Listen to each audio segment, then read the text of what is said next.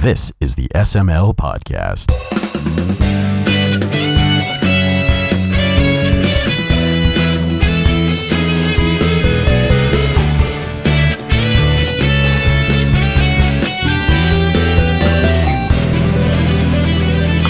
Okay, so we're on the air.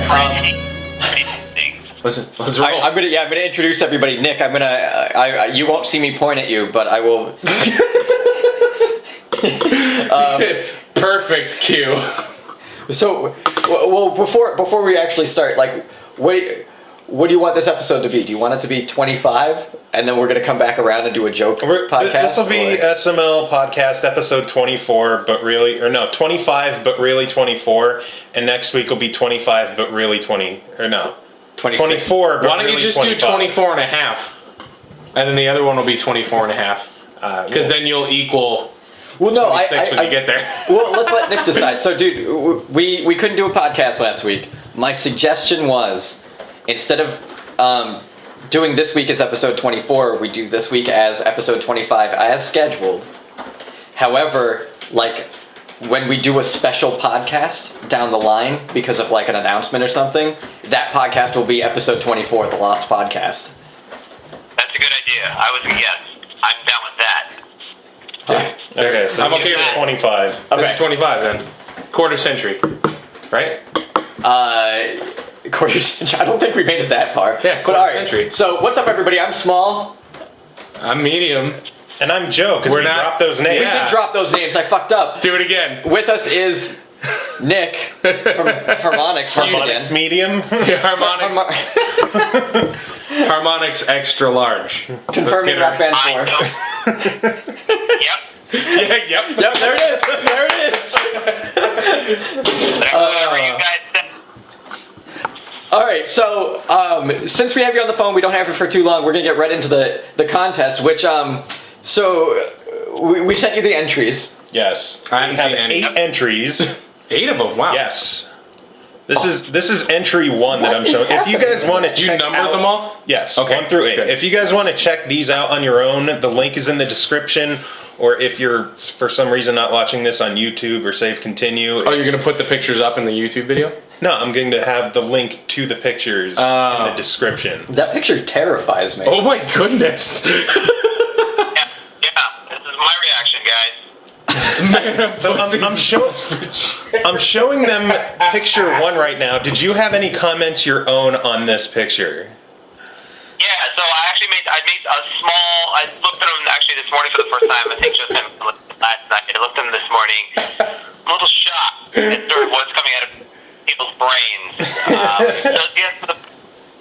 So the first picture is kind of incredible. Like, first of all, like I said earlier, like I was surprised at sort of how good artistically some of these were. Like people with some real skill actually entered this contest. I expected just drivel, just like nonsense chicken scratch of. There's plenty of drivel chicken scratch in there, but I put all the good entries near the front. When Joe said we had 8 entries, I'm like, are all 8 of these entries Joe drawing something on a napkin and submitting them under different names? I should have. This is pretty great. So to be clear, I don't know who drew any of these. I don't know who is responsible for any of the pictures. I tried to make it as anonymous as possible. I think Joe's the only one that knows. Yeah, Joe is the only one that knows. Yeah. I do not want to know. So the first thing, so when I saw picture 1, I was surprised that it was actually pretty damn good. It looks like something that, like if you've ever been to like a boardwalk anywhere, yes. And they'll draw every character face and hey, draw my sister, and they draw a weird picture of your sister, and her big ears look like even bigger ears, and then they will It's true. they will spray paint it. It just looks real dumb. So it looks good but dumb is caricatures, I believe. Caricatures. Yes. That is the word that I'm looking for here. So very, very, I like the caricatures here. I was actually surprised. The thought of the band Mastodon being in any of these pictures didn't cross my mind at all. I'm absolutely not thinking of them at the time, but it completely makes sense. So. And the band surprisingly showed up in a few of the entries. Oh, really? Yes. Yeah. That's fantastic. Well, because we talk about music a lot, so I understand. Seems like a lot of people have the same idea. And it's for harmonic stuff, so... Hey. All right, so image number 2. Oh my god, that's good. Yeah, so image number 2. I was cracking up when I first saw this. So I love the proportions of this mastodon. You know, like really great child-rearing hips on this mastodon. I feel really bad about the prizes I brought. Wait till I get to those. Yeah, you're gonna have to mail those out on your own since Nick's sending his stuff. I like this one. I like this one a lot because it has like a real good like 70s sci-fi movie poster or like oversized magazine vibe. Like something, this could be on the cover of like Famous Monsters of Filmland or something. It's fantastic. That's like when we get to episode 400 of the podcast one day, we'll have somebody cosplaying that when we do like a live audience. So you mean PAX. So I'm going to dress like this at PAX. That would be fantastic. If you dress like that at PAX, I'll lose my mind. All right, so entry number 3. Oh, that one's really good too. This is gonna be this is gonna be hard. Dude, that's legit. Like,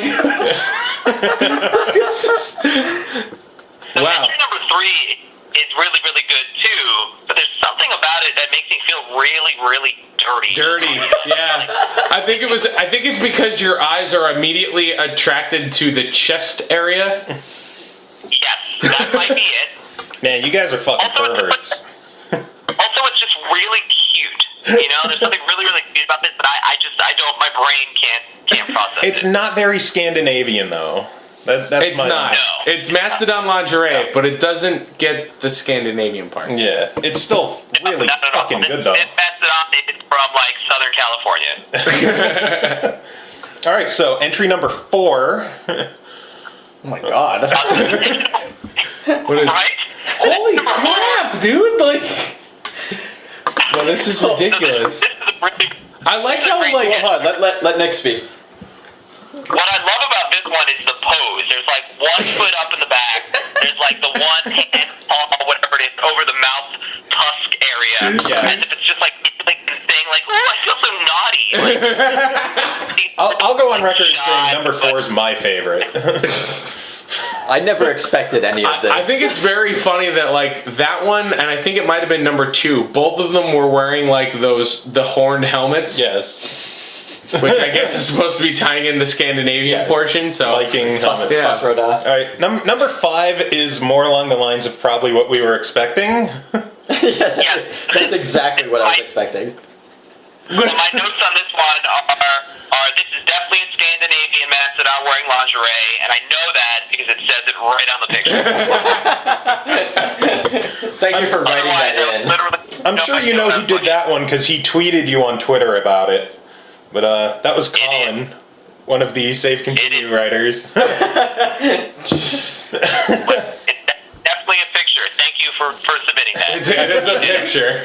Thanks for spending those 30 seconds. All right, let's go with number 6 to make you guys feel dirty again. I'm so... Oh, Yeah, God. What in This the is really Christ? Like, Keep going, it's Nick. really weird because it's like it's a mastodon head on a human woman's body, which is not something we've seen before, which is kind of discomforting, makes me feel really uncomfortable. And I think it also might be Ariel from The Little Mermaid wearing a mastodon mask. right? Because I'm like looking at this hair and like, I don't know. That's yeah. What is there just like wants a to be part of nostril? our world. Are there like nostrils on her leg? Like go back. Like that was kind of throwing me off. We don't go back. You look at her kneecaps and they look like nostrils. Like There's no going back. Yeah, All right, let's jump. Yeah. Let's head to number 7.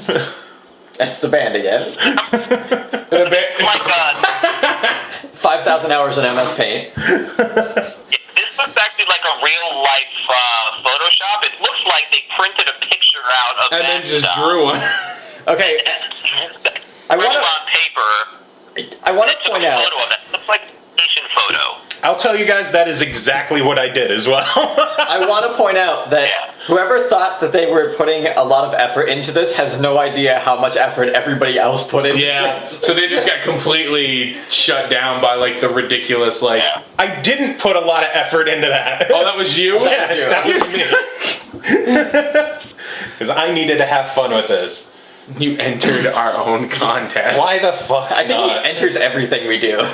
We needed entries. All right, number 8. Once again, Ooh, we that one have hurts me. the band. Yeah, but you know what? As far as the not as high quality as the first couple, this one at least you can tell there was a little bit more effort into it. We need Even though it's not a ton, like we need to tweet the ones of the band to the band. we really do actually, and then get sued. But it'll be cool. Like it's. All right, Nick, your thoughts on number 8? Yeah, so number 8, this is the third picture of the band, which is, or at least part of the band, which has surprised me.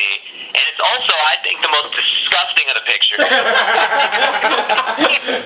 The little hairs that are on their legs, and I'm like the happy trail thing that's going on over here. But you know what? The hairway to heaven. And that's what makes it great. Like that's why I like it. Yeah, that's one way to look at it. It looked. Yeah, this is disgusting. This is grossing me out. I'm gonna throw up. It's authentic. It's authentic. Okay, so which one, Nick? Which one is your champion? So this is really tough, but I think I'm gonna go with the second one.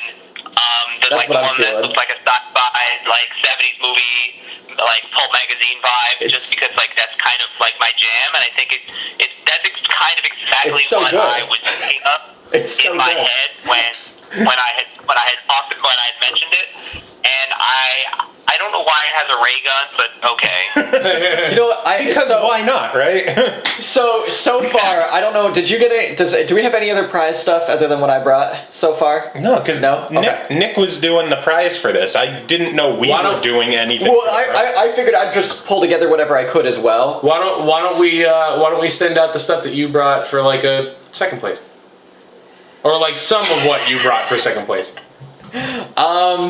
Okay, that we'll do second place. Do you have any idea how we're gonna do second place? Do you want Nick to do it or? Oh, We'll do it because we'll give out that prize for second All right. place, and Nick's prize will be for first place. You guys can pick second place, and I think the prize is going to be a pretty massive Rock Band 360 DLC pack.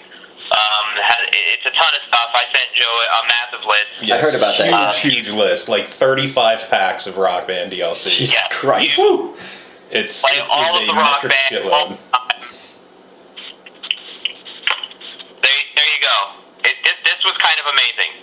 I don't know who drew that, but I love you. The winner is John Peters. Okay, do I know John Peters? Peters. No, he has been to MagFest for the past few years. He's one of the members of the Lumberjack Lounge and good friends with Pappy, which is how Okay. I became friends with him. Does he like Rock Band? I would I assume hope so. If so. they went to Magfest. Yeah, right.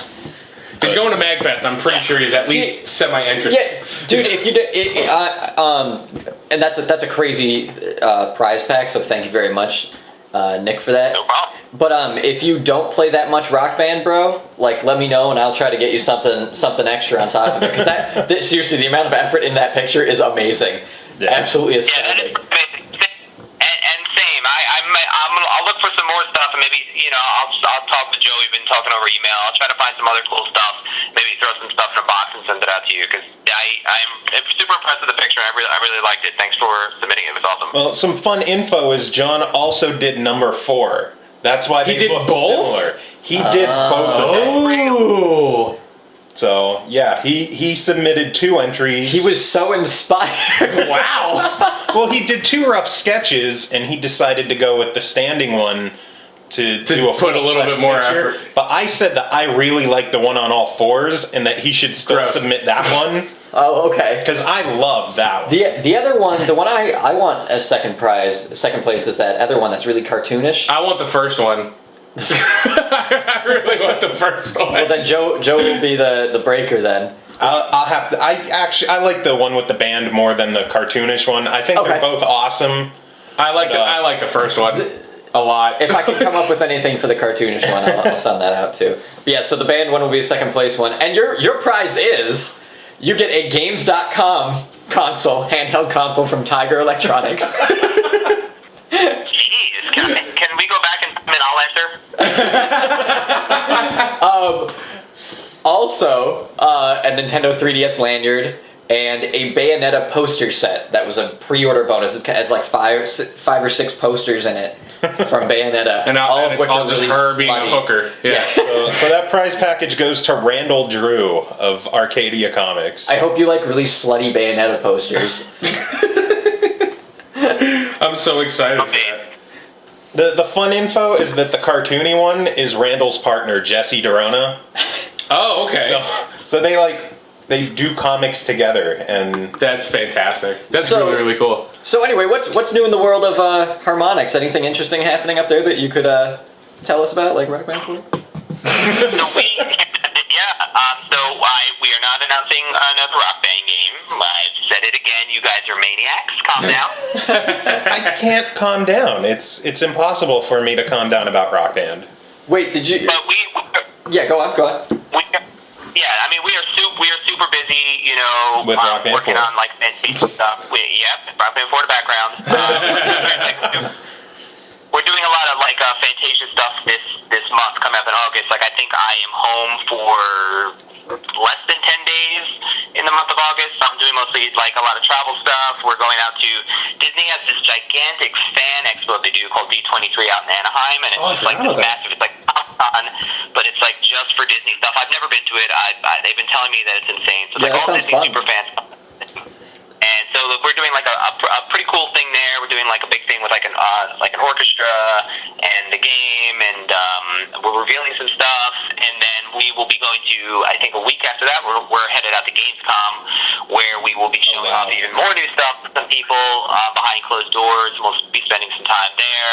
We'll be at Microsoft's booth as well, doing demos of the game. And then we come immediately from Gamescom, from Germany, we go right to Seattle for PAX. We have like a ton of stuff we're doing there. Are you going to I don't know PAX? if any of you going to be at PAX? Right now. I'm going to PAX. Okay, cool. So these are all of the things that you need to do if you want to stalk me. So we're going to be doing some game demos, not on the show floor, for a bunch of folks in the press. So if you're interested in checking out the game, seeing some new stuff, hit me up. We actually will have a booth that is not on the floor, but is in the convention center. I don't know if you guys remember a couple years back, or it might have been last year, PopCap actually had commandeered like a whole section of floor right where you like come up on the escalator to the main convention center floor, and they were giving out swag. We actually have that this year. We're giving away some limited edition Fantasia stuff. We're giving some limited edition like Harmonix specific swag. We'll be hanging out there. We have some cool ideas, which I don't want to spill right now in case they fall through, but may or may not involve a money tank with DLC codes in it. I didn't say that. Oh, that'd be awesome. Take and then some we have swag two for panels. me. Yeah. Oh, so we're doing, I'll and then get we all have, the swag for you, bud. We have two panels. We're doing a Rock Band 4 panel. Harmonix panel. We're doing a Rock Band 4 Harmonix panel. And then we're doing a sort of a history of the development of Fantasia, where we're going to be showing off some prototypes of the game, which cool. look drastically different from what sort of we have now. It's like sort of a peek behind the curtain, stuff that we normally don't get a chance to show people. So you'll see like some of the pitch videos that we put together, which include some like early gameplay prototypes and stuff like that. So that should be pretty cool. And I think we're doing something else, but I forget right now. We're really busy at PAX. Now, a question about that too. Fez 2 panel. Yeah, Fez 2 panel, Harmonix Fez 2 panel. Did you, when you were pitching this game, did you know about the Connect 2 hardware very much, or were you trying to get this set up on different hardware at the time? So originally the game was, so when we first were pitched by Disney on the game, we were already working on Connect 1. So this was, I think, right after, like, I think we were still working on Dance Central 3 at the time. So this was before Microsoft had officially given us any hardware for Connect 2. So we'd been working on prototypes and gameplay ideas using the original Connect for concept. Then when we got the new hardware in, we adapted that hardware to the gameplay we had been working on. So the game is coming out on the Xbox 360 and the Xbox One, and the major differences are you're going to see better fidelity in the camera tracking, obviously in the Xbox One. Yeah. But the camera, we designed the game to work well on both consoles. We did a bunch of demos early on using the Kinect One and a PC, so the game looked like it'll look on the Xbox One, but used the Xbox 360 Kinect camera. camera, and the game like plays great, works fine. You're just going to get like better fidelity, like with the tracking, and we're gonna have sharing features on the Xbox One. So cool. This game doesn't really benefit hugely from the new Kinect technology, but if you have like a smaller room, like the wider field of view will definitely help. Like when we've been doing demos, we've been getting up pretty close to the camera, and it'll still track your full body, and that's been actually pretty cool. I have a really interesting question. I don't know if it's something you can discuss yet. I think we're all knowing that eventually there's going to be DLC coming for Fantasia.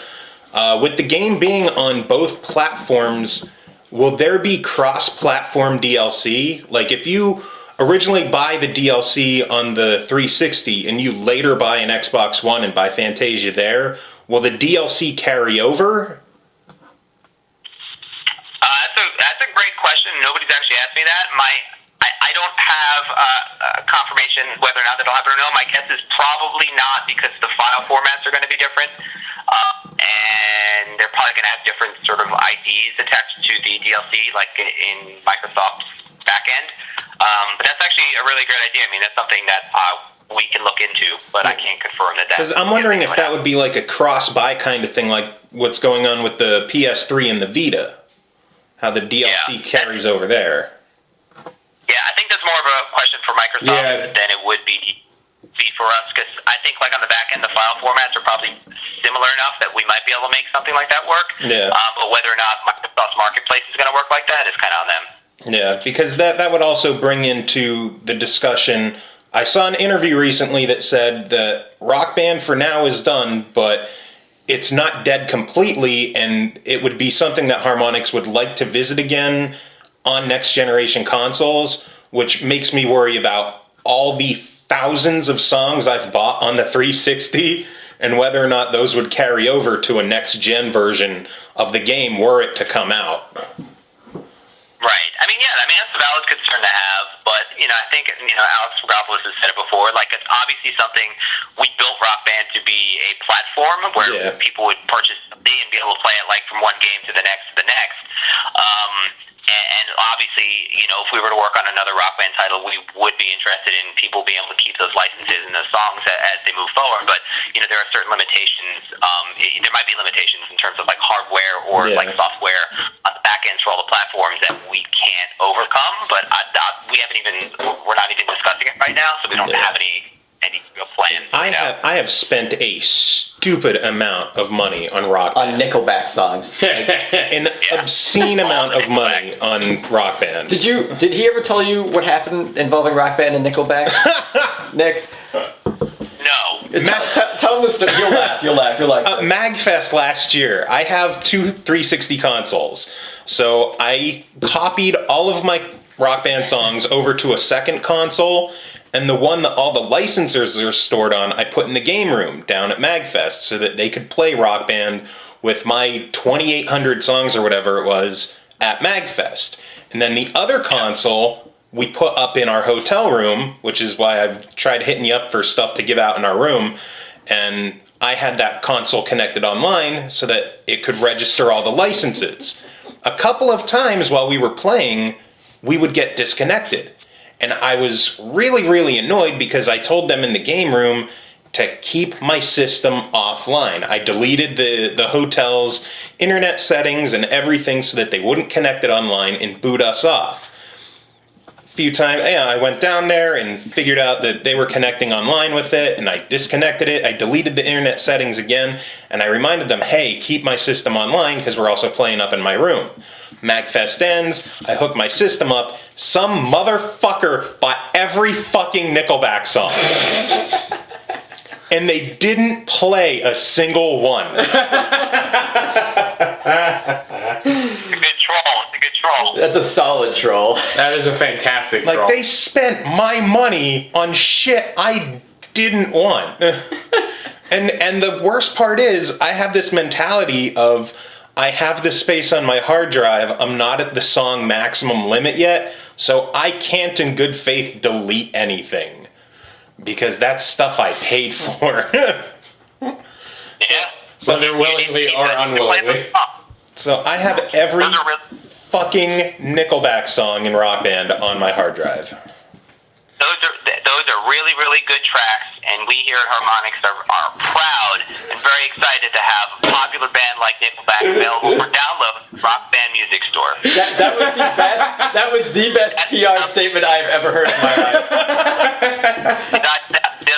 Did I sound sincere? That was fantastic. That was good. You were very good at your job. So. I would take that clip and then just give that to every single one of your bosses and be like, look, I'm doing a good job, man. No, what we got to do is we got to take that clip out, put it on a T-shirt with the Mastodon that won the prize, put the quote, and then beneath the quote put Nickelback Rock Band DLC 10 out of 10 savecontinue.com.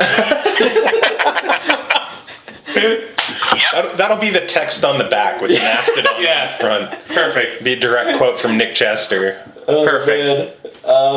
Confirmed. And if we make those, we'll be sure to send one out to you. That'd be amazing.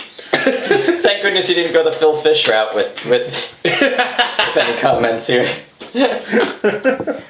Rock Band 4 would get canceled. So, so what?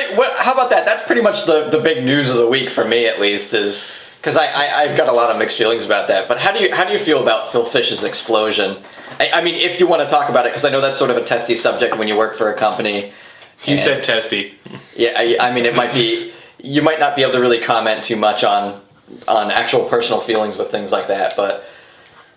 I don't know. I mean, I will say that, personally, I did not love Fez, but I did not love Fez because it wasn't a well-made game. I thought it did a lot of really, really interesting things. Yeah. I love the music. I liked the game quite a bit. It just wasn't for me. It never really clicked for me.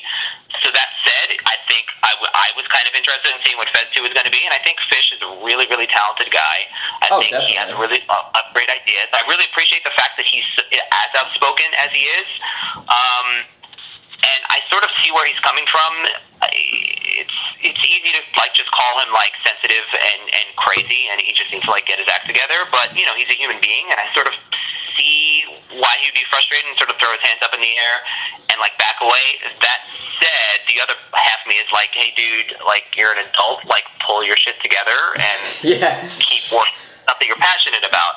I think he's probably going to end up coming back and finishing Fez 2. I guess he's working on ports of Fez right now, so I don't think he's left the game industry completely. He seems like he's too passionate of a guy to sort of just up and leave. It does feel a little bit sort of immature that he would throw his hands up so publicly and sort of stomp off and take his toys. And I know he said it wasn't just because of one thing that somebody said. It was sort of a compound effect of a big Katamari of negativity that sort of put. that is Great reference. No. Now we make a T-shirt of a Katamari of negativity. I mean, the internet is a Katamari of negativity sometimes, and it's super. It really it's is. kind of depressing to watch it. It's just people get down on everybody, not just creators or just gamers in general. They get down on each other. There's just. I don't know. It can't if you're not the kind of person who has a thick skin and can deal with that kind of stuff, then it's going to be hard to be in the spotlight. Whether or not he likes it or not, he is somebody who's in the spotlight for a whole bunch of different reasons. I mean, A, he had a successful game, and B, he's just an outspoken guy, and of course people are going to want to listen to what he's saying, even if sometimes it's a little bit crazy, and then maybe they want to listen to it more because it sounds so crazy. Definitely. I think the whole situation is unfortunate. I think the way the person he was reacting to, I actually I don't know Fish very well. I've met him a couple of times, but I have people who've spent a bunch of time with him, and I actually know Marcus Beer actually pretty well, who made the comments that sort of sparked this whole thing. Yeah. And so Marcus is a pretty abrasive guy, and he said some pretty abrasive things on the show. I don't remember what the exact wording of it was, but I think that is part of just sort of who he is and sort of what he does. It's kind of his thing to sort of get people riled up. That's his character. That's his personality. Right, that's for kind of the show. a character. And he does a great show because that's sort of his character. And and he doesn't believe some of that stuff. He just really kind of plays it up. And so I don't fault him for. I'm not mad at Marcus for making those comments, and I don't think that journalists and commentators shouldn't be able to make those kind of comments, and I think like Marcus backed out a little bit and was like, "Hey, dude, we should talk." Like, I'm not he's like, let's talk at PAX. Like, Yeah. hey man, like let's talk at PAX. Let's like do a thing. Like, give me your side of the story. Like, that's sort of what I'm here. And then Phil Fish was like, "Go kill yourself." Well- yeah, exactly. And apparently it's a reference to Futurama or something like that, but it didn't. It like in the context of everything, it didn't really come out very, very. I don't know. I think everybody was sort of like just getting way too negative and way too hostile in that entire exchange, and I don't think there's any one person to blame. But I do wish everybody would sort of stop being such nasty assholes on the internet all the time. Yeah. Well, I actually went and watched. You're There's familiar our with t-shirt. Indie Game Stop the movie? being nasty assholes. Yeah. They just released a DLC pack, which is basically like epilogues and extras, talking with a few other developers.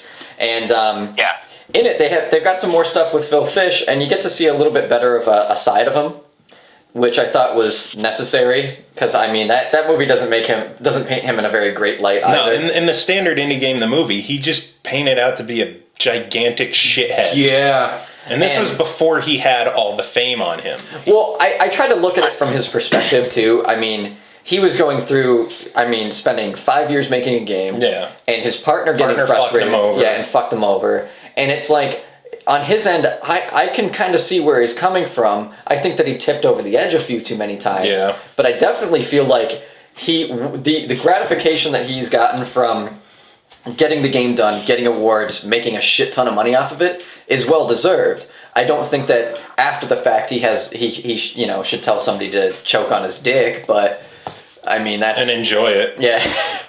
But I mean it's one thing to do it and not enjoy it. Yeah. I think that anybody who's interested in this this aspect of what's happening in the industry of whether or not somebody in this industry has the right to go out and say these things and defend themselves to this level should watch some of those extras on there, because it goes into Edmund from Team Meat and his partner, and talking about how people reacted to them after they released the game. And Edmund seems like a really sweet guy. And you wouldn't believe like how people were going out of their way just to screw with these guys who made a great game. And they made tools for free for people to mod the game. And like somebody went back and hacked it. And then took the conversation they had with them and like edited it and put it on Reddit to make it look like they were like evil jerkwads. And it's really wild what people will do. It's just really fucked up. But I recommend to anybody to watch those interviews and stuff just to kind of get a better picture of what some of these developers, these indie developers, have gone through on a realistic I want to end. check out that extra stuff that was released. It's very good. Well, even how you were saying, like, that's in really any industry. You're always going to have those kind of people that are just like, that feel, I don't want to say like entitled, but just like, if someone else has something nice that they don't have and that level of jealousy, they're going to be like, I'm going to try and do everything I can to bump that guy down a couple pegs. Yeah. Like, that just happens in the world itself, talk and it about just kind of that. blows, but... They talk about that in the interviews too, how the one guy from Team Meat says, you know what, like, they pull up a video of a baby laughing on YouTube, and it's got like 19 million views and 5 dislikes, and it's like, no matter what, there's going to be some asshole out there who, no matter how joyous the thing that they're looking at is, they're just going to hate it because they're assholes. And that's why Rock Band canceled DLC. Oh, come on! Bringing it full circle, in an ass. Yeah, it's really tough not to react to that kind of stuff, especially as a creator of something. Like you do something so like that you think is great, or you put a lot of passion into it, and then of course somebody's going to come along and like just take a dump on it. Yeah. And it's like it's hard for you not to want to like lash out or react or try to convince that person that they're wrong, or sort of like get into this negative cycle of like back and forth like vitriol. And like most, I think indie developers don't have the same sort of like muzzle or wall of protection between them and the public that developers on AAA titles make. Yeah, they have no corporate. There's like 200 plus. Right, there's 200 plus people working on Call of Duty, but there's only like, there's all the PR people and, Dan Emmerich and marketing guys like between them.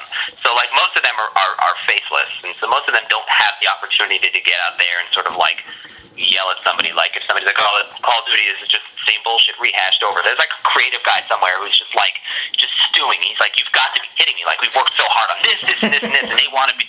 Of course, they want to get in the comments and just debunk every somebody is saying. And like with people like Phil Fish, it's like it's just him. Like he doesn't have a PR guy as far as I know. It's like the Phil Fish. Yeah, I'm pretty sure he doesn't. Yeah, obviously he doesn't. But it's like him and like a couple of other guys. So there's no protection between him and the rest of the world. So, I mean, he's just going to sort of like lash out and say whatever he wants. And like usually there's somebody somewhere who is like who like a third party who's saying like, "Hey dude, like I know you're passionate about this, I know you're upset, but you need to reel it in," and he doesn't have that. Yeah. I really wish that I'd love to see him with a PR guy. Like Phil Fish says to the PR guy, "Tell him to go suck on my dick and choke on it," and the PR guy goes on Twitter and goes, "Phil Fish respectfully, disapproves of your message." Nick, I think you should hire Phil Fish as your assistant PR guy. It's like, "Oh, you fuckers want more Rock Band DLC? Eat my dick hole." and then you can teach him what to actually say. Absolutely. Really good. It's people helping people. We're just trying to set up a good network of people to try and help each other. Trying to get Phil Fish a new job at Harmonix. Oh no. Trying to make the world a better place. Maybe he My needs some asshole Fantasia's canceled. Yeah. Oh god. All right, man.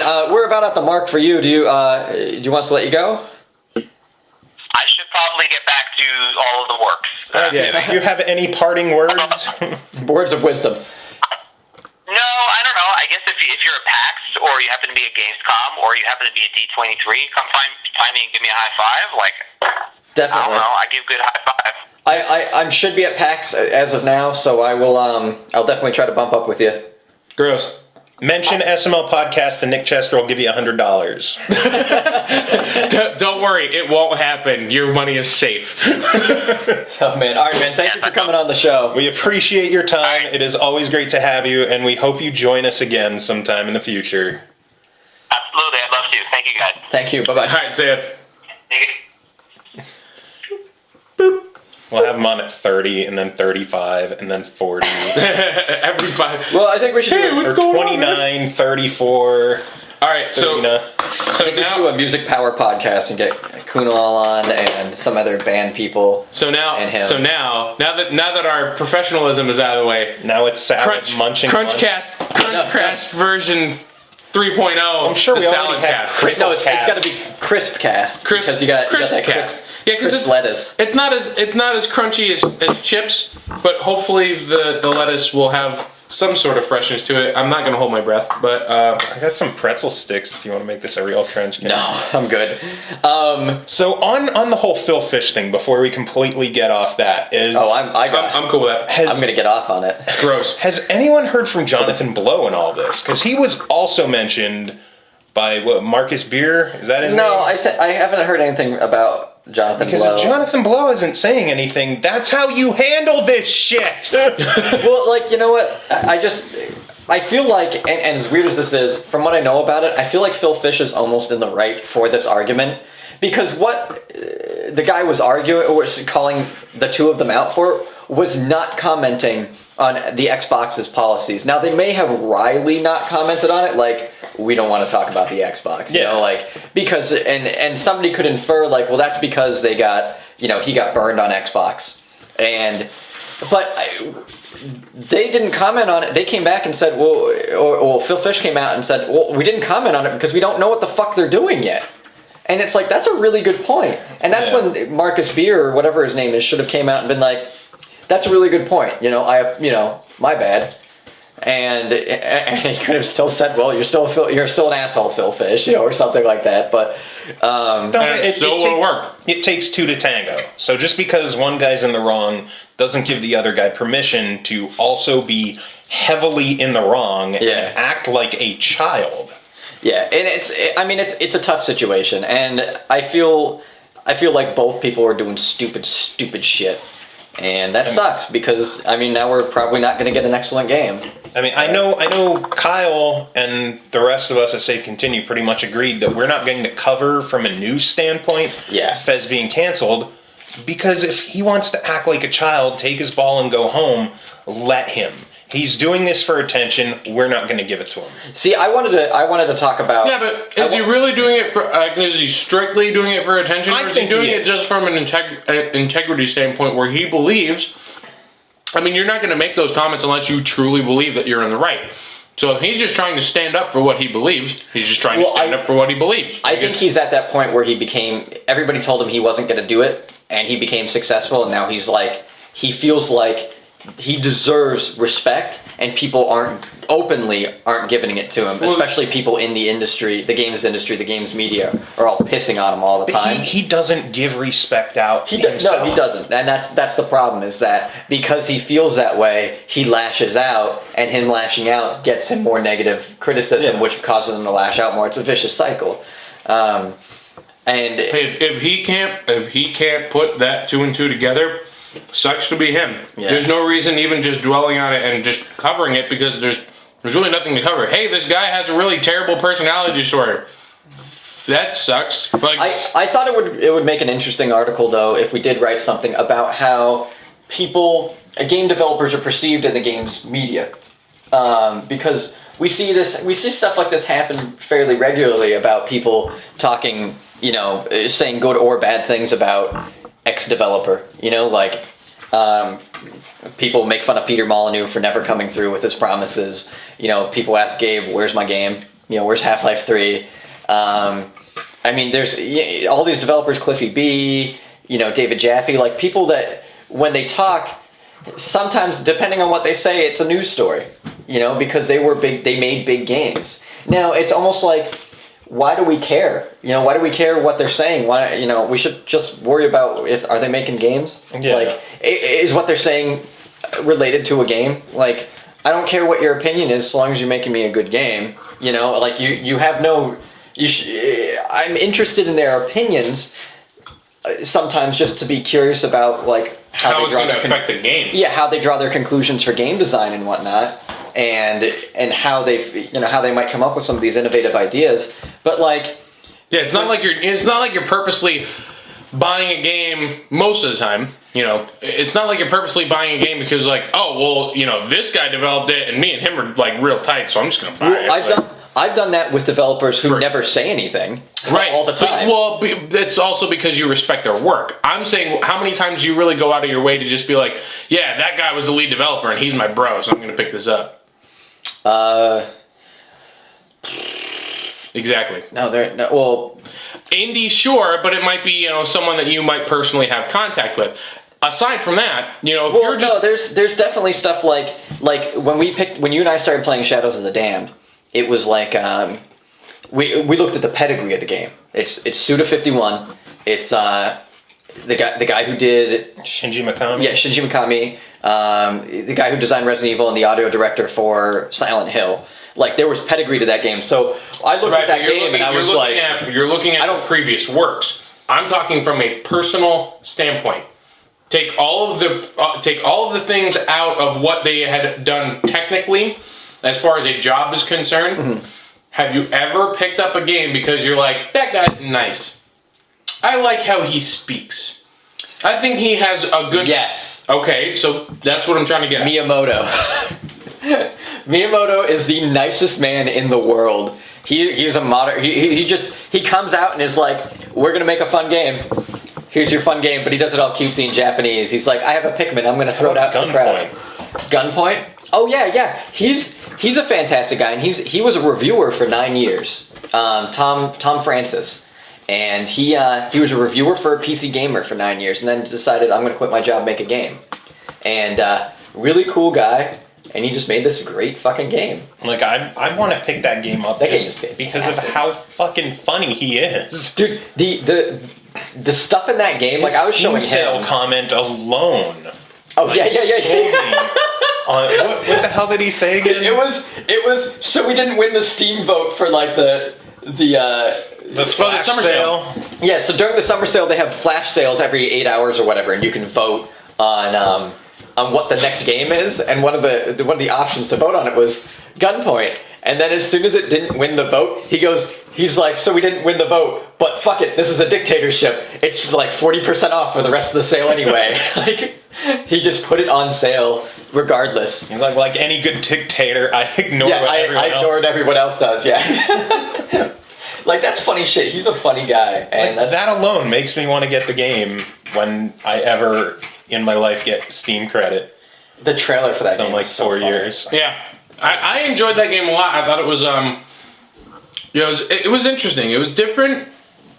There was some there was some stuff that you could technically reference to other games, but I think just the way that it was put together, like the stylization of everything, it was good. It was just, it's everything that you could possibly want in a game. There's humor.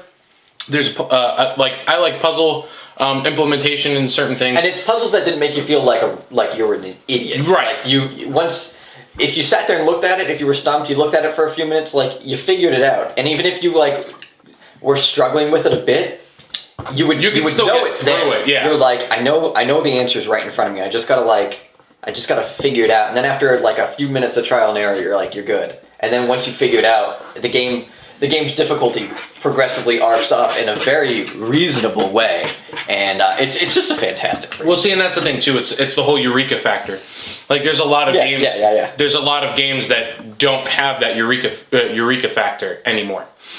And it's funny for us, our eureka factor. I can't even fucking say it. Our eureka factor.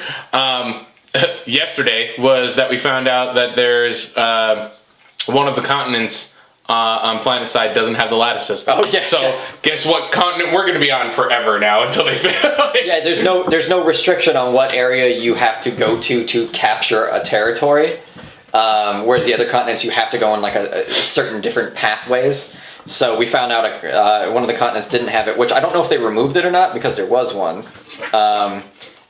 All I know is there is one, so we're going to be there all the time. We got there and we rolled the whole continent. We went and capped. I had hacks on I think 5 different facilities at a time. A two-man team took out probably half the continent. Jesus It was so fun.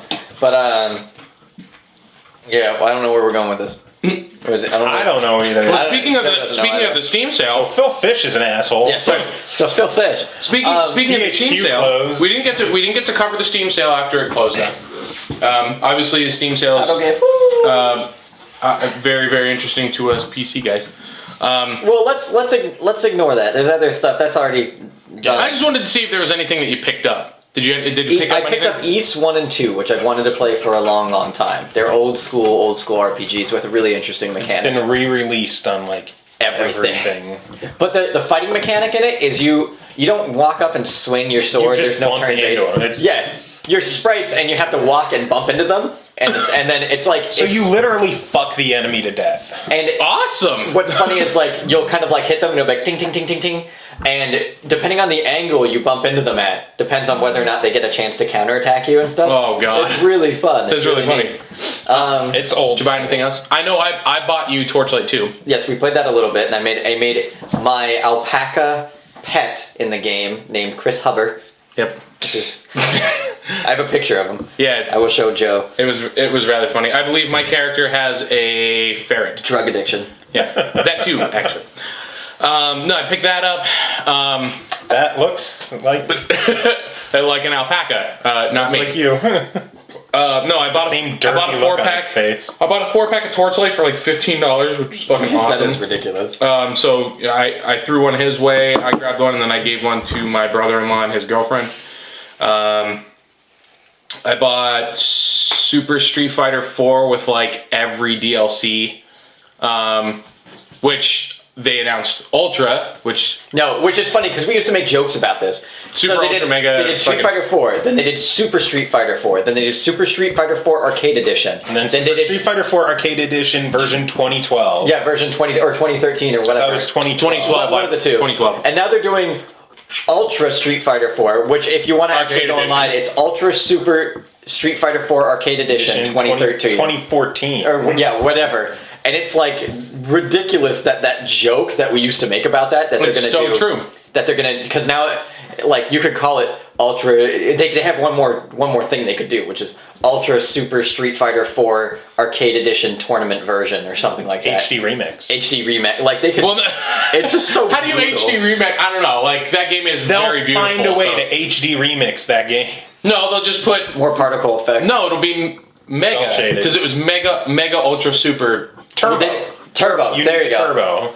Dude, that game's fast. I don't know. And don't forget the Super Nintendo. They pulled the same shit, and then when Street Fighter 4 came out, they were like, "Yeah, we're not going to pull the same shit." And then they pulled the same shit. And then the next version came out, and they're like, "Yeah, that's it. We're not going to keep milking our customers." And then they kept milking the customers. In its defense, if you have vanilla Street Fighter 4, you can get Ultra for $15 as a DLC pack, which is kind of nice. Right. If you have vanilla Super Street Fighter 4.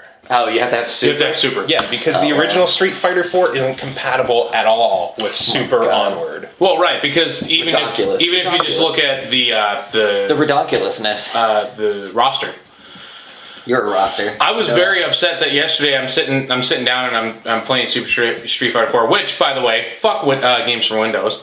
Yeah, Games for Windows is a joke. That was the first game that I ever bought that I had to use Game for Windows, and man, is it the dumbest fucking thing in the universe. For whatever reason, when I went to log into Games for Windows, I used the same login that I had for my Xbox 360 when I actually played it online. For whatever reason, when I went to go and log into their servers, it wouldn't connect me to their servers. I had to do port forwarding, and then I do all the port forwarding and stuff like that. It still didn't work. What ended up happening was there's a driver, and this is that fucking laptop. Fuck MSI. I will say it every single time my laptop. Well, so everybody knows what we're talking about too. Back when Halo 2 came out, they did port it to the PC. You had to use Windows Vista, and you had to use Games for Windows Live. This was around the time they remodeled this. They tried to make basically something like an Xbox Live platform on the PC, and which is a good idea. I've been saying they should do something like that for ages now, so that you could have like Xbox games on the PC. Big picture. However, it's so horrendously implemented. Like, basically you get in the game and then this overlay like pops over, and it never fucking works. You can never connect. It's like, imagine trying to connect, like you try to get online in a game, and it just like, it tries to connect to Xbox Live, and then it's like, nope, sorry. And then like you do it again, it's like, nope, sorry. So it's like any older EA game. Yeah, and then you do it again, and inexplicably it works, and you're like, all right, sweet, but like it just, you have to retry it over and over again. Like the servers or something are just bad. I think it's the ping to the servers. Yeah, and Dark Souls uses it, which is just the only game I play that uses it. It's just very odd. Yeah, and that's Street Fighter was the first one for me, but I picked that up, and then I also I got that was the Dark Souls reference for the team. You're welcome. But also I picked up Castle Crashers. Oh, Castle Crashers Finally. is mad fun. So I've never played through it. So what I'm probably going to do is I'm going to sit and I'm going to try and roll through that as much as I possibly can, and I'll let you know next episode what I think of it. But I'm pretty sure I'm going to enjoy it. So as of last night, I am going to PAX. Somebody has a ticket they were selling, so I picked that up, and I just got to get out there now. But I'm going to try to pick up mad swag, and since Harmonix is giving out swag, I'll get you a bag of swag. I'll get you nothing. Fuck you. Yeah, get me everything. Well, I figured if Nick's gonna be there, I'm sure he can hook me up with like a bag of one of like everything cool for you. Bag of dicks. A bag of dicks. I'm gonna go like, I'm gonna be swag hunter extraordinaire. Swag hunter. That sounds like you would be some sort of pop singer. I am a pop singer. You're right. So, what are you playing lately? Swag hunter. Hey, still a lot of Planetside. Super Swag Hunter 3D. Still mostly a lot of Planetside, just because it's an MMO, so it's something persistent that I can log into or play. And in my spare time, I thought there was something else I was doing. Prototypes for your game. Oh well, yeah. I've been we're in the prototype phase at Sword Tech right now. We've been for a little bit, but it's at the point now where we have a really solid, like, playable prototype going. And the next build that's going to come out tomorrow morning is going to be phenomenal. Like, it's going to be really, really nice. And that's been most of my time. Like, every day I have to spend a few hours, like, kind of looking at things and writing things down. making phone calls, talking to Kunal, talking to Len, talking to our coder Alex, and also known as A Rival. A Rival. Yum.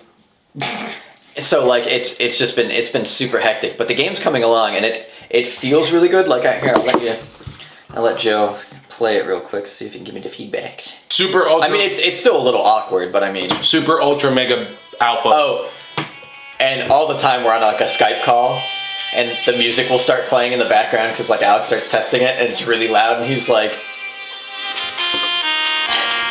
"That's Kunal's music." But it's so funny. He's like, sorry. And it happens like every call. But yeah, I want to get the guys up here to do something to talk about Sword Tech and what's going on with that in the game. I think it'd be cool for our listeners that are really kind of out of the loop as far as like a lot of the processes go. Well, we're gonna start. I'm gonna get back into once I get moved out and everything's settled. I'm gonna start focusing back on doing blog stuff for that, and we're gonna try to do like a dev team story, or dev like stories. those weekly hex updates that I'm supposed to get that I don't. Why don't you get the updates? I get the updates every once in a while, but they're not weekly. No, they're not weekly, but it's because they're probably doing mega shit. Oh, I hope they're packs. Boom. Boom. My head just exploded. But no, it's. I'm walking. Did you talk to the table? No. How'd you get outside? Oh well, I hit the table thing and it. Oh, okay. Yeah, you weren't supposed to talk to the table. This is something we're pulling out. That was just something for us to like skip all of the dialogue. It was just something we put in, but that's really funny that happened because one of the developers did that at an investor, or one of the investors did that at an investor meeting with Kunal, and we didn't know it was in there because it was a fresh build, and we didn't know that he had changed what the talk to the coffee table thing did. Mm-hmm. And this is one of the funny things that happens in development is that was like a debug thing for us. Yeah. And we give it to somebody to test out, and they're walking around talking to everything. They talk to the table, and it warps them out into the middle of the city, and they're like, what was that? Kunal didn't know, so we thought it was a bug. No battery. So we thought it was a bug, and he tells the guy, he's like, oh, I'm sorry, that must be a bug. And it's like, no, don't say that to the investors, no. But,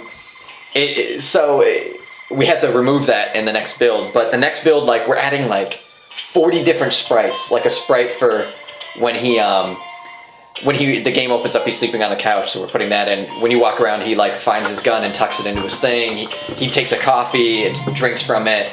No. Animations for actions instead of just, Yeah, instead of just like a text box saying, you got the gun, you'll see it, it'll be like, you got the gun, and he'll take it and put it in his coat. Like, all these little touches, I think, are gonna make the game look really, really nice. And that's, the graphics are pretty neat right now. Like, it's got its distinct little feel. It feels really good to play. Mm-hmm. So I'm really excited to get this game rolling more, because I think a lot of people are gonna really like it, especially if they like older style RPGs. I would make the text selection boxes a little bigger. We're gonna actually redo a lot of the text. We actually had them way too big, and we scaled them back, and now we're gonna actually position them differently depending on who's talking. And then down the road, we're going to try to make it so that they are hopefully attached to characters, so that they don't like get. There's no overlap. There's no overlap, and it's clear on who's speaking. It'll feel more natural, and it'll be easier to read and whatnot. We're going to redo like all of that, but since we're in the prototype, it's difficult to do because we have to build like whole new systems. Yeah. Also, faster text. Like, if I tap it, it should just show all of it. Well, we talked about that too. But right now, if you tap and hold, it'll speed the text up. It's still slow to me. Yeah, we're actually cutting. when I get home, I'm cutting out a bunch of the dialogue so it's quicker. So the game goes quicker. Quacker. So it's quacker. Anyway, but yeah, indie game development, man, is very similar to when I was working on my web series. Because I still like how when I walk behind a truck, my sprite is still in front of it. Well, yeah, that's the layering stuff. We just put the city in, and we have a guy working on that right now. I'll just pretend I'm on the truck. How did you get on top of that truck without jumping? I fucking have. There's a guy at a newsstand. You got to go talk to him. I think he's like Southwest. Yeah, like Southwest. But like what happens is like, sorry, you sit down and you want to make a game. You come up with an idea for a game and you start coding it and whatnot. But like with the sprites, for instance, so we had like this whole storyline laid out for the prototype, and we make a list of the sprites we think we need, and then we realize like, oh man, so he's sleeping, we'd have a sleeping sprite. He's walking, we'd have 8 directional walking. So we had 8 directional walking, and then we realized, wait a minute, if we have him stop moving and he's walking southwest, it looks like he's still in the middle of the walking animation. Right. So we had to make another sprite of him standing, but facing that direction. Drinking the coffee, taking the gun. We even made a few extra sprites on accident, like of one of the characters sitting down, which we could use in the future because he's going to be a recurring character. But we made this extra sprite of him sitting down because we thought this guy comes in to talk to you at your office. Without realizing in the story, he refuses to sit. Like, there's so many different things that is very difficult to sort of keep track of all of them. Especially since we don't have an office right now, we're working all online. It's like, we kind of set it up like, here's a script. You're the guy who's doing the creative direction. You talk to the sprite guy and guide him with the sprites. And then they went off and made all these sprites, and they're fantastic. Like the art for it's fantastic, and it's just like such a huge amount of work that they did. Like we had to pay our sprite guy a crap ton of money, but his work is phenomenal. Shane, if you're listening, which I know you're not, your work is phenomenal. Which I know you're not. But I know you're not. I know you're not. I hope you're not expecting me to be partaking in any of this conversation. No, he's... Because I haven't listened to a single word you guys He's have so been into the saying. game. Look at that, Kunal. We have a hit. No, I 10 can't. out of 10 save continue time. I can't focus on multiple things. I talked to the new. This needs to be a little more like direct in what you have to do. Well, yeah. We don't even have the rest of the game programmed into that. It's literally like walk around the city right now, just do nothing. Yeah. Stand under a mailbox. You're standing under a mailbox. Thank you for calling out all of the flaws that we already know. But no, it's very difficult, but I'll tell you what. You have a shitload of Skype messages. Working on this Oh my god, game, what is it? it's because 241? because it runs on my phone, even though like I'll be talking to somebody on my computer and it will send them to my phone. Yeah, no, and Facebook messages happen like that. And I miss messages all the time because sometimes they'll come to my phone and not my computer, and vice versa. Right. And it's a huge pain in the ass. Yeah, I hate that. Fun. But working on a game has been the most rewarding thing I've ever done in my life. Like, you get to sit down and you get to do creative things with a group of people who are all like-minded, and like the team that I work with is phenomenal. It's absolutely like it's just mind-boggling how interesting it is and how much I've learned doing it. So if anybody out there wants to make a game who's listening, just try it. Start trying to get people together and do it. Just don't act like Phil Fish. Don't tell people be to a choke Phil on Fish. your dick after you win an award. And enjoy it. And enjoy it. Yeah, that's the thing. Everybody keeps forgetting about that. tell- part, no, except I don't for think him. You tell people to choke on your dick. Just don't. No, he Don't tell them to like he it. didn't tell them to like it. That is incorrect. The tweet was, "I just won the grand prize at IGF. Suck on my dick. Choke on it." That was the whole tweet. I just That's read it awful. The other night. Yeah, it's awful. That was an awful. thing to say. Any reader mail? Or was it all just submissions Scandinavian for Mastodon. Scandinavian Mastodon? Or I could talk about what I've been playing recently. Ooh, what have you been playing? Motherfucking EarthBound. Oh yeah. I'm so mad we didn't record last week because EarthBound came out. Finally, EarthBound is out on the Wii U Virtual Console. No longer do you have to go onto eBay and pay $200 or more just for a cart to plug it in a Super Nintendo and play it. Now you can play it on your Wii U, and if someone's watching TV, you could play it on the Wii U gamepad. And apparently it's doing well enough that there's a lot of talk of them bringing Mother 3 now. Which would be amazing. The only game on the sales chart that's beating it is Donkey Kong because it's 30 cents. And even then, I still wouldn't buy it because that's 30 cents that I have to cough up. Yeah, if I had a Wii U, I'd buy EarthBound. It's $10. If you own a Wii U and you haven't bought EarthBound yet, fuck you. You're part of the you. problem.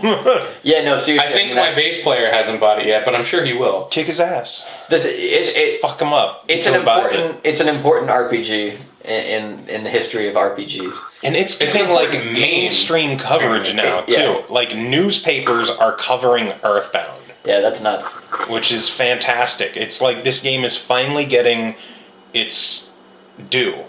It's an years important, after the fact. Yeah, it's an important precedent because it kind of shows that people want these types of RPGs, and it's a huge deal. If you give it to us, we will buy it. Like what's happened recently with what was that other game, that Xenoblade Chronicles that everybody wanted? Xenoblade Chronicles. And it came over, and now it's like impossible to get. That's like it goes for like $100 online. it's like a new age EarthBound almost. Not as funny as EarthBound, but No. EarthBound is like hysterical. It's easily the best RPG on the Wii. The Xenoblade Chronicles. It's the stuff they showed for like the sequel to that on the E3 Nintendo Direct. Yeah. That game looked. I was like, what is this game? That looked ill. It looked like an open world. We don't mech even game. know if that's a sequel or just its own standalone. They said it was like a Xeno spiritual Surrector. Because there's Surrector? What the hell is a Surrector? I don't know. Successor. Spiritual successor. Surrector. we've had Spiritual Xenogears. My words are just... Rectum? Spiritual rectum. Yes. We've had Xenogears, Xenosaga, and Xenoblade. So who Xena the knows? Warrior Princess. Yeah, Xena the Warrior. Xeno, the warrior. Oh my god. And Genome and Genome, the warrior princess. Have either of you guys ever played EarthBound? no. I played it. I played it when I was very young and was not able to appreciate it because I was too young at the time. And that I was coming off of playing all the Final Fantasy games, and playing that at the time, like, it just felt clunky to me, and I was too used to the other style of RPG. Yeah. And I'm like, nah, I'm just not into this right now. But now I look at it and I'm like, I really want to play this game. This game looks awesome because now I know better, basically. I particularly want to pick up a Wii U and get EarthBound primarily to have Jordan play it because she is all about that style of RPG. Like that's pretty much all she wants to play. That and Animal Crossing, and that's about it. But that's her type of game. So I want her to sit down and play it. And I want to get her opinions on it from a not as hardcore gamer. Yeah.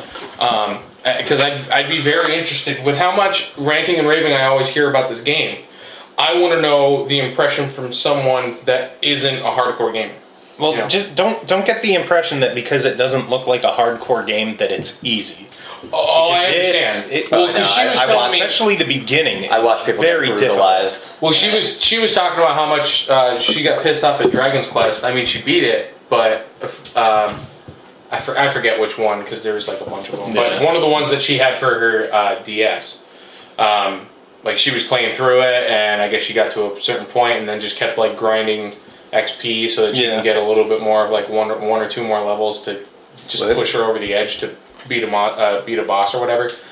But then finally, after she did it, she steamrolled the rest of the game, and then she's like, "Yeah, it was fun." Like, I love grinding in EarthBound, which it's weird to say I enjoy grinding in any game, but after I you go enjoy to grinding at the club. I enjoy grinding in certain games. It well, depends. when you go to one of the big dungeon areas to collect notes for the Soundstone, there's a boss there, and once you beat it, all the enemies in that location run away from you. Oh, awesome. So you And- can't grind. No, you can grind because the battle system in EarthBound is unique in that the enemies are on the map, and when you touch the enemy to initiate the fight, you can get a colored swirl. If it's gray, it's just a normal fight. If it's red, that means they got you from behind and they get the first attack. Green means you got them from behind and Yeah. you get first strike. So when enemies wanna are call it running that. from you, you get the first attack pretty much all the time. because they're trying to get away. And another great part about EarthBound is if you are overwhelmingly going to kick the enemy's ass, you just win the battle. So that you don't even have You to see like. the swirl, the screen flashes, and it says you won. Oh wow. So, Yeah, so you could literally just sit there and just grind for back hours and hours and hours and hours. hitting enemies, winning, and getting free experience just for walking around. Wow. Yeah, That's- I gotta get around to playing that. That's pretty baller. I was grinding in Planetside last night. We were running through and like taking all those fucking continents because there was really nobody there. What I ended up doing was I Yeah, took we were over. grinding in Planetside, which is funny. I took a was it a biolab? I took a biolab by myself. So what that means is biolabs are these bases that are sort of elevated off the ground, and they're domes. They're very difficult to take even with a huge amount of people because it becomes, there's two big major entrances, and there's usually a teleportation way inside. But then what you have is the faction that owns that biolab camps in there with about 300 people. And if you walk into their line of sight, like there's no way it's very difficult to get a large enough mass of people to get a foothold. But we were there because they have these things called alerts, which is you get bonus XP for attacking certain things. They're like dailies, but they happen like every couple hours instead. Yeah, it's every few hours an alert will pop up and it says capture all the biolabs on all the continents. So we went there, we're trying to get one, and we're trying to like loop around. But once the alert ended, everybody disappeared. Yeah. So we were there by ourselves. He so literally walked in the door and just took it. By myself, and with no resistance whatsoever. So what's interesting about those biolabs, though, and this was something that I kind of found out, so this is a little trick if you can get on Planetside where nobody else is there and you're going to take a biolab by yourself, which is very rare. But not on Amarish, apparently. Not on Amarish. Which is one of the continents. So if you go on there, what I ended up doing was there's the shield generator. Oh yeah, this is his grind credit. There's these shield generators so that when you initiate destroying the generator, you'll get a certain amount of experience. Yeah, for completing an objective. For completing an objective. So I completed the objective by starting to deteriorate and blow up and overload the generator. But I timed it because the generators go for about 2 minutes. I had a minute left on the capture of the point. So I started overloading the generator, and then as soon as I captured the point, the generator was still overloaded. So then I went back and then repaired the generator because it was overloaded, and then got the experience for repairing it. and it's not like a little amount too, it's a huge amount of XP. Yeah. So he went up like 3 levels in a night, which is like obscene. I go up a level like in a week, maybe. Yeah, I went up 3 levels in one night. Back to EarthBound though, one of the big things about that is the music, which I know you've been excited about. Yes, it is easily my favorite soundtrack in any video game ever. And I've mentioned a bunch of times on the show that years ago I made an EarthBound remix project. You could get it at joecam.net/boundtogether. You made it? Yes. Tell us about this. What do you want to know? He's talked about it plenty of times. Make it? How did you not know about it? Now I organized it. A couple years ago, I want to say like 7 or 8 years ago, I was driving with some friends down to Dallas, Texas. But wait a minute, EarthBound just came out. How did you work on that? Keep going. Smart ass.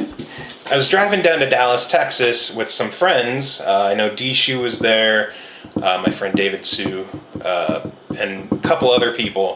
But he and I were discussing all the different remix projects that are on Overclocked Remix. And, you know, they do this game and this game, and they just game after game after game. And a lot of them weren't that great. Mm-hmm. Like, it's just, they get whatever people they can to do whatever songs they can. And I don't think that there's a high level of quality in a lot of the projects that they've put out, just because the music isn't what I like. So people have different opinions. If it's not what you like, then it's not high quality. But Phil Fish. Can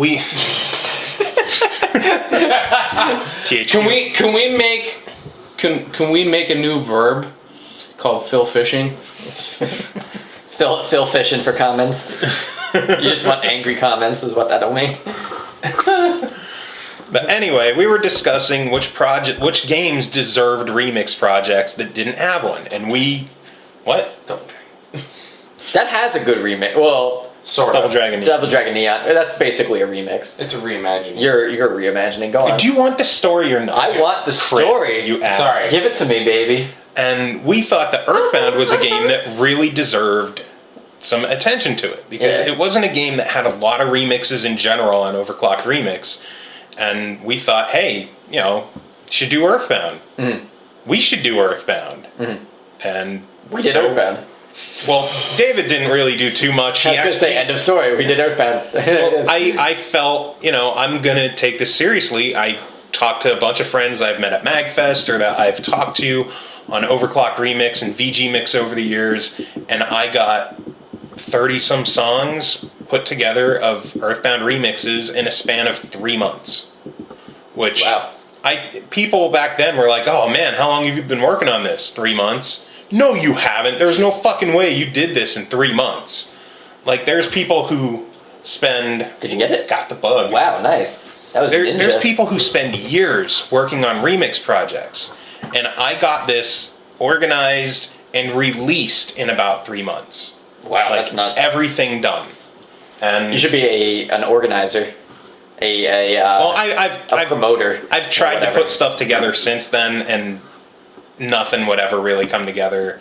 You always get the people who just procrastinate over and over. And I had a remix project that was waiting on one guy for over a year. Mm-hmm. It was actually an Animal Crossing remix project, and I waited on this guy because he was going to do every single hour of the day has different themes. He was going to do a medley of all 24 hours of the day.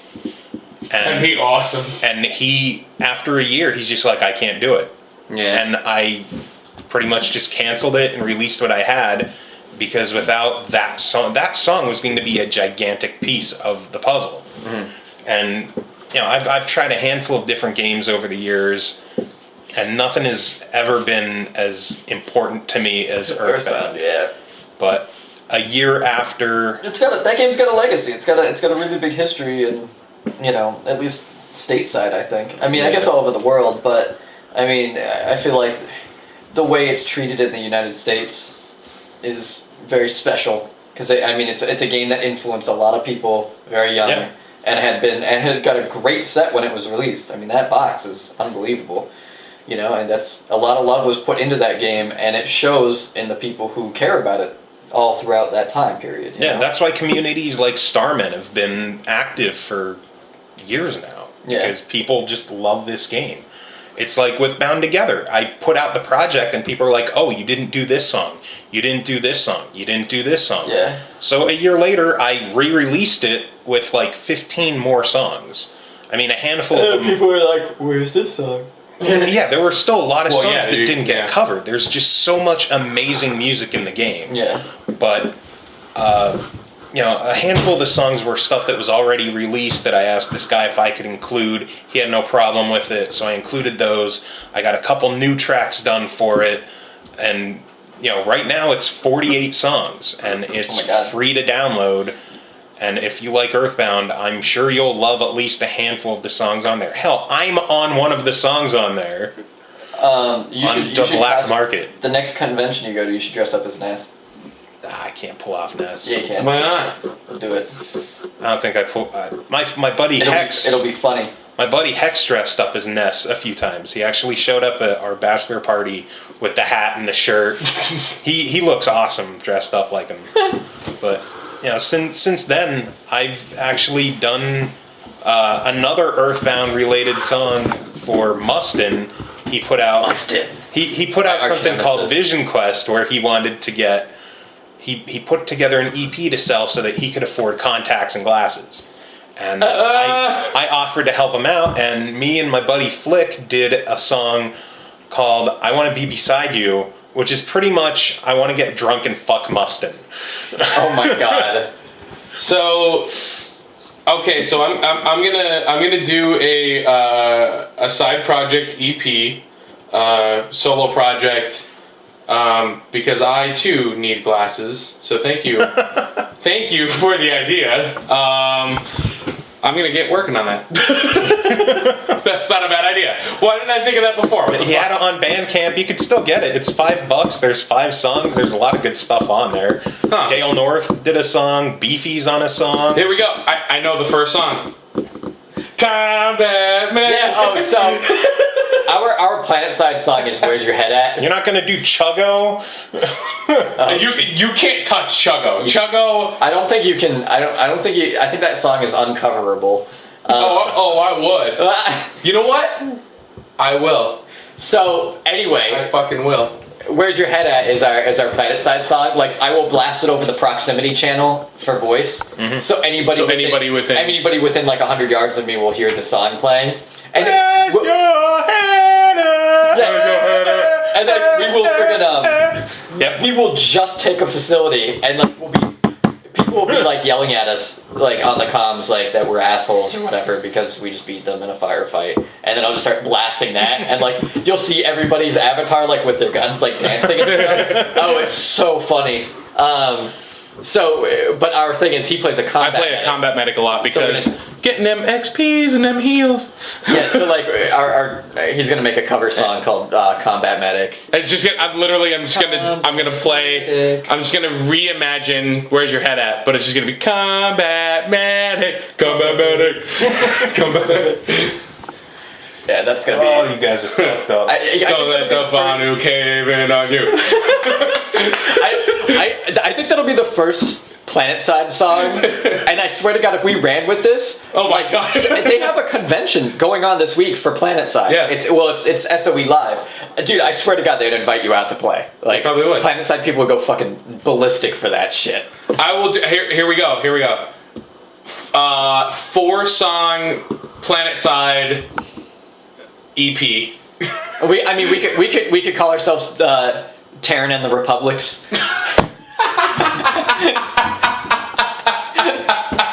Oh, yep, it shall be done.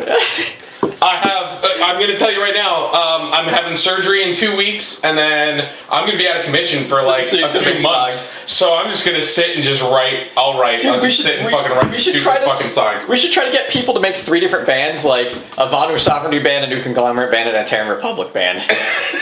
Because this happened a while back with like Harry Potter. Right. Have you ever heard of these bands? They had Harry and the Potters, Draco and the Malfoys. What was the other one? Oh, God. I forget the other one. Who was the fucking redhead kid? Ron and the Weasleys? Yeah, Ron and the Weasleys.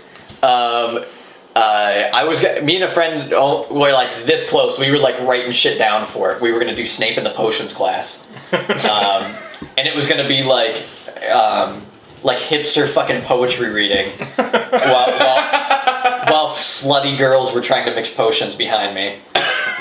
Like, oh my God, it would have been. You would have to talk hysterical. like Snape, though. Like, Yeah, I used to be able to do it. I'm not gonna do it right now, but if you had the longer hair, you could look like Snape. I've cosplayed Snape like twice. I went to a Harry Potter midnight release, and people wanted pictures of me because they thought I was dressed up as Snape. And he was just there as a person, like as himself. I was just like going to a movie, and people thought I was dressed up as Snape. I'm like, no, I'm not. I don't mean this. I gotta see pictures of you cosplaying as Snape now. Yeah, because the other thing is too. I mean, like, you can see it without the cosplay. But I want to see it with the cosplay. I don't think I still have pictures of it. Maybe if I did. Fucking find them. I'm pretty sure you destroyed. Motherfucker. I'm pretty sure you I'll do destroyed it all again. evidence. If I ever go to the Harry Potter Disney thing, I'll totally do it again. God. So, all right, I think we're gonna wind this down. I gotta get rolling. Terran and the Republics. Terran and the Republic. I want to do a New Conglomerate band more than anything. Well, yeah, because that's what we play. So what do we? So you come up with the name. I got just as I think we're getting a reader mail, you guys just go back. Oh, I thought we didn't have any reader mail. No, we never got to it. Oh, let's do it now. Let's do it now. Read them out. Before we get to it, I did want to mention who the other artists were for the pictures.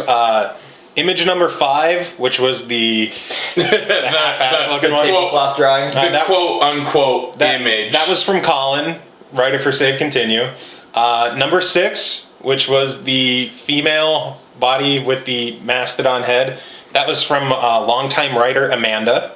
Oh! Didn't she win the last prize? No. No, or did she? Who won? She was the one that made us laugh terribly when she put her. Oh, yeah. That's who she was. I knew she. Yeah.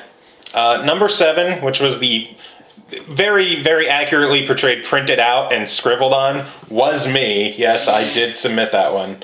And then number 8, which who did was this one? the scary one with the leg hair. The hairway to heaven, as you call it. Hairway to heaven. That was good old beast mode, Kyle Gatto. Oh, Kyle. So I guess the singer of Mastodon went into beast mode with all that hair. Beast mode. Or no, blade mode. Blade mode. Blade mode, yeah. Blade mode. Blade mode. See, I try to block it from my mind. Yeah, the more that you forget it, the better off you are. Yeah, life is just better that way. It really is. But yeah, congrats again to John Peters for being Nick's choice as the winner, and to Randall Drew for being our runner-up, who's getting a fucking real slutty posters.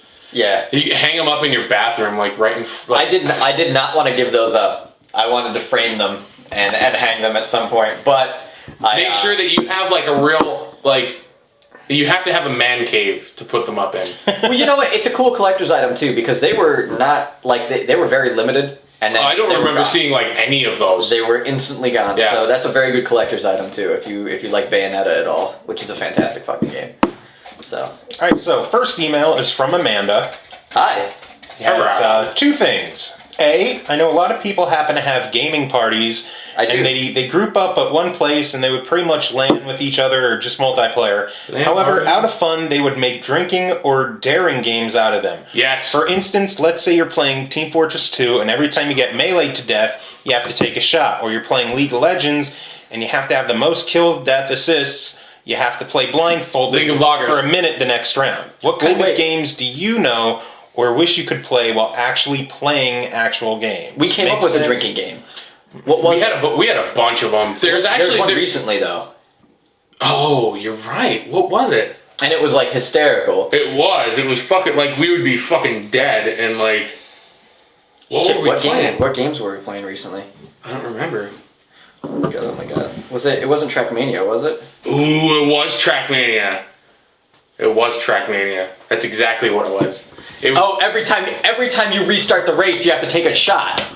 Well, yeah. Well, that would be absolute death. You would probably die within 5 to 10 minutes. Trackmania is a fantastic racing game on PC. Very cheap. I recommend Trackmania 2 Canyon or Trackmania 2 Valley. There's two different versions with different styles, but they're basically time attacks with ridiculous Hot Wheels style levels. And if you hit delete, it restarts the race. And it's really, really, really fun. But we thought about doing a drinking game with it because you restart so often. A lot of the time, some of the harder maps, you're just trying to finish the map, and you'll make one quick mistake and you'll restart, so your time is good no matter what. And it's a lot of trial and error. So we thought, like, man, how funny would it be if we had a drinking game with this, wherein every time you restarted, which is pretty frequent, you had to take a shot or a drink.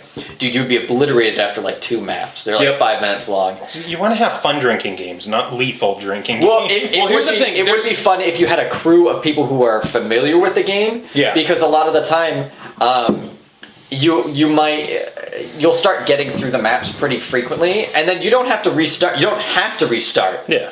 But you can. There's a few times where you'll be relatively forced. But I mean, you could do it with a LAN, wherein people will be crashing and their times will be horrible because they don't want to take that shot. But they will have maybe like an ending clause of whoever's in last place has to chug. And then has to chuggo. So what would happen then is you don't want to restart. You don't want to restart. But the last minute of the 5-minute map, where you now know the map and you now have a decent time, you're gonna be like you're gonna be racing to try and win, so you don't have to do that penalty. Yeah. And you might restart and be like, like I gotta do it, like, you know, that would be so fun. It's so frantic of a game. I think a realistic version of it would be every time you restart, you would have to at least take a sip of whatever it is that you're drinking, whether it be beer or mixed drink, whatever. Then whoever loses, just to make sure that there's, you know, you can play for a more prolonged period of time. Waterfall for 5 seconds. Oh god. I mean, so you won't. Waterboarding? No, you might finish your drink, you might not. But now, if you are interested in stuff like that, I forget what channel it is on YouTube, but there was a series that I was watching for a while, just because I was interested in how to delegate some of this kind of stuff. But if you YouTube search, there's a really good Mario Kart one. Mortal Kombat, Mario Party, NBA Jam, League of Legends, and every single one of them they came up with, they renamed the game so that it would incorporate, you know, their drinking, like League of Loggers, what was it, NBA Jam, Tournament Edition, I forget what the fuck they called it, but it was like NBA, I don't know, I forget, but there was one for NFL Blitz.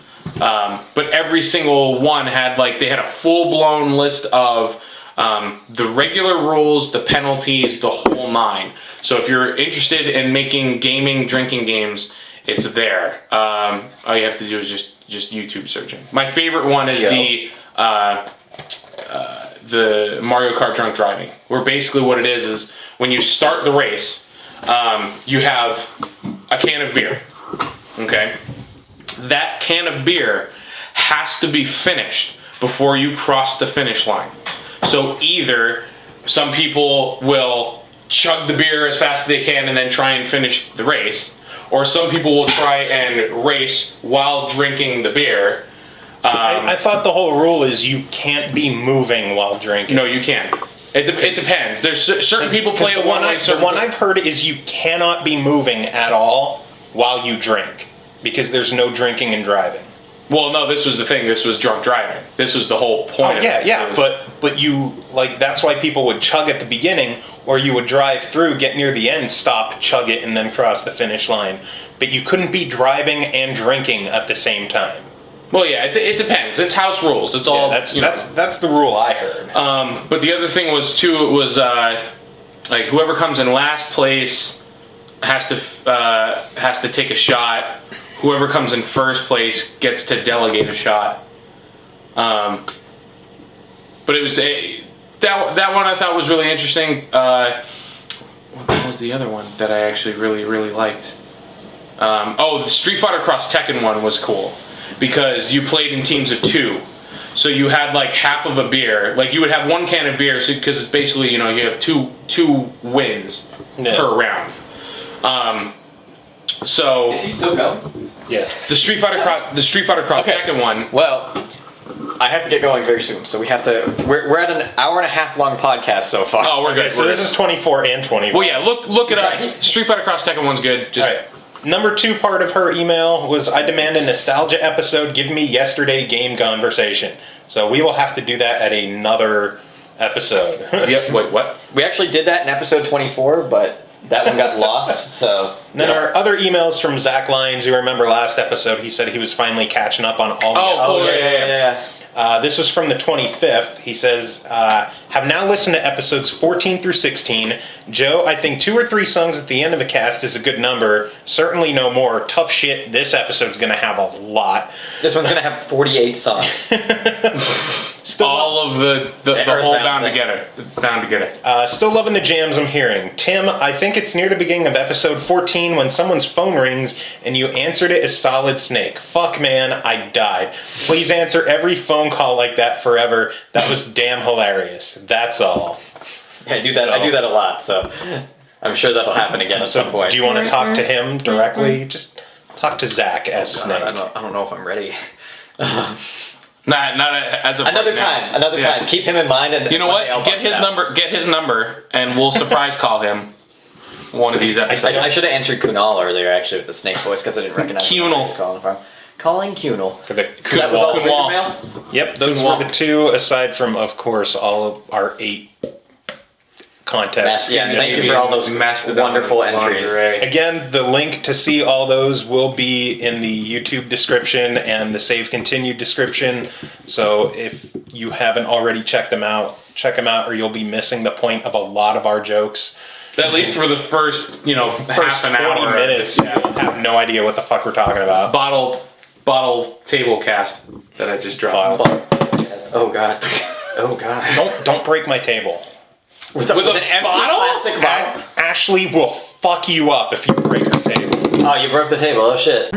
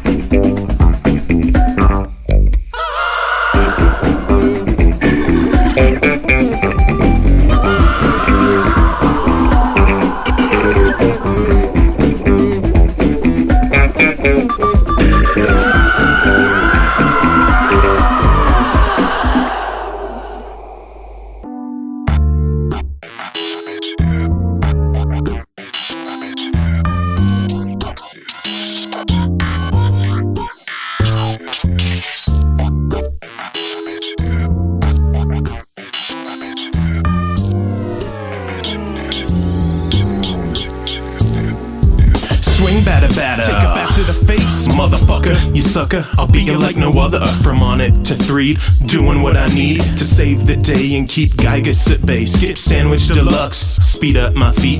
Get through Skara before I die of heat. To a dungeon man, the brick road maze dude. Happy, happy town, it's all blue. Summers and winters, Tucson and Forsyth. Chill with Ann Donuts or the Runaway 5. I got my posse in tow, Paula, Jeff and Pooh. Pokey, watch out, cause we're coming for you. So grab your yo-yo and gun, we'll have a little fun. Bottle rocket in your face, yeah, you know I fucking won. Threw him to the curb, stomped the little bitch's face. Made the fat piggy cry, yeah, I put him in his place. So I saved the day and the world from devastation. United for peace across the earthbound nation. So back up and shut up and bow at my feet. Ness is taking care of business, cause I'm fucking elite. Hey, you living big, man. I'm having trouble with my tribbles. Shit smells so foul, you could call it double dribble. In fact, make it a triple. Got beef, we call it mutton. Moving through the vents, A3 and Charlie Dutton. I'm a strap bomb, verbal blitz vocation. I am patient with my rhyme scope, snipes like agents. A rap vacation, a rhyme elimination. Putting words on the page like bird flu to Asian. Hit hard like crack rock, they call me the shock doc. I'm stocking like pet shops on one of them red jobs. Sign Poland to Pawpaw, smuggle like bed frames. 2 pounds of coleslaw delivered in red. They call me Hank on the route, big man on a mission. Can't fuck with the truth like bomb on your vision. 2 rounds get splashed on your dome like baseballs, and face falls to the ground calling like maze walls. Now they can't stop us cause we moving too fast. Enough sand in the eyes, turn the desert to glass. Hit 'em bow, it's a nuclear bomb detected. Infected with the rhyme meat rejected.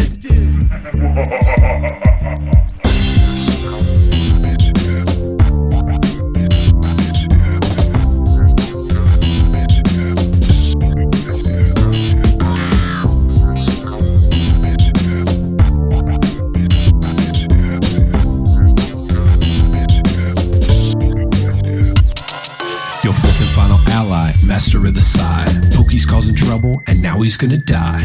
I come from Dalam, where the samurai hail. I've gotta make my master proud and prove that I won't fail. These demons are attacking cause I'm no defensive dude. HP's down to 0, but wait, I got the food, hell's back again. Prince is back on top, oh my god, critical smash. Fatty's just got rocked, that hippie's got a toothbrush and a tube of Colgate. But blind you with those whites, Ness, you better look away. I'll slice some dice with my sword of kings till the fat lady sings. Start some in your face. Whoa, where'd you get that? Root training, running through the cities with people talking witty from the dunes that are dusty down to old Saturn Valley. Picking up presents and stealing monsters' money. That's how I gotta roll if I wanna keep my honeys. Yeah, that's it. You don't get any more. Fuck you. Hey, EarthBound, what the fuck is this? Apparently it's a three-dimensional plastic case with a modern-day circuit board mounted inside with the sole intensive purpose of entertaining a modern-day audience of years ago but not limited to today.